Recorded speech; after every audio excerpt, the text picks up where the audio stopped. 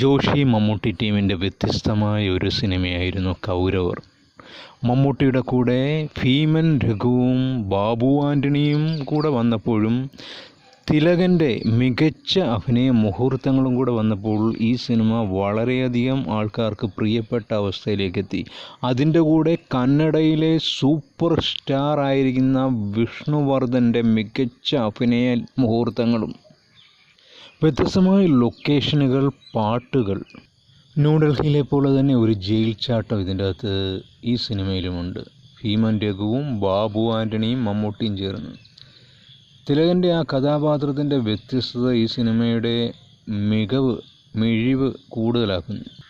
ഇവരെ തേടി കാടിൻ്റെ പശ്ചാത്തലത്തിലേക്ക് വിഷ്ണുവർദ്ധൻ്റെ യാത്ര. തൻ്റെ മക്കളിൽ ഒരാൾ മമ്മൂട്ടിയുടെ മകളാണെന്ന് വിഷ്ണുവർദ്ധൻ്റെ പറച്ചിലോടുകൂടി ആ മക്കളുടെ സംരക്ഷണത്തിന് വേണ്ടി മമ്മൂട്ടി നടത്തുന്ന പോരാട്ടമാണ് സിനിമയുടെ ബാക്കി ഭാഗങ്ങൾ.